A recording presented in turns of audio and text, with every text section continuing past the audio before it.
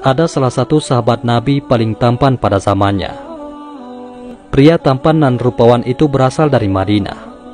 Nama lengkapnya adalah Dihyah bin Khalifah bin Farhah Al-Qalbi Al-Qadda'i. Namun penduduk Madinah lebih mengenalnya dengan nama Dihyah Al-Qalbi. Dihyah Al-Qalbi memiliki fisik sempurna dan penampilan menawan yang membuatnya populer dan terkenal. Kala ia muncul di keramaian, selalu mencuri perhatian. Tiap melewati jalanan Madinah, para gadis tiba-tiba keluar rumah sambil mencuri-curi pandang. Menurut penuturan ahli sirah, Nabi Muhammad SAW adalah pria paling tampan dari Makkah. Sedangkan Dihyah Al-Qalbi merupakan penduduk Madinah dan sahabat Nabi paling tampan. Saat kedua insan itu sedang bersama-sama, para sahabat seakan melihat dua simbol keindahan dari golongan Muhajirin dan Ansar menyatu. Siapa yang mengira di pelosok gurun pasir yang panas terdapat unsur-unsur keindahan yang patut dikagumi.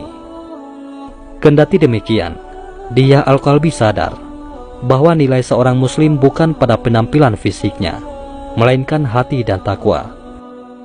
Tanpa hal itu, manusia tidak bernilai di hadapan Rabb-Nya. Inilah standar kualitas muslim yang sebenarnya. Mengukur seseorang bukan dari apa yang ia lakukan. Oleh karenanya, Dihyah Al-Qalbi berusaha meraih kesempurnaan amal setelah memiliki kesempurnaan fisik. Dihyah Al-Qalbi masuk Islam pada tahun pertama Rasulullah hijrah ke Madinah. Ahli sejarah menulis bahwa ia telah bersyahadat sebelum peristiwa Perang Badar tahun 2 Hijriah. Hanya saja ia tidak ikut dalam perang tersebut dan baru terjun pada Perang Uhud.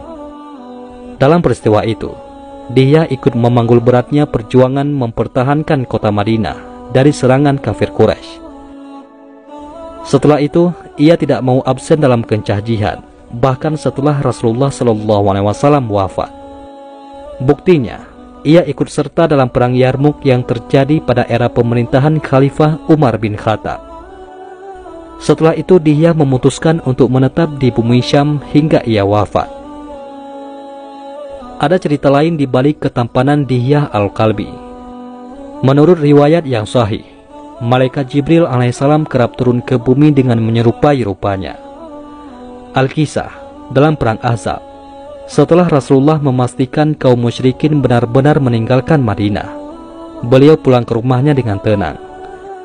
Tiba-tiba malaikat Jibril turun membawa perintah dari langit untuk menghukum kaum Yahudi Bani Quraisyah. Sayyidah Aisyah bertanya, "Ya Rasulullah,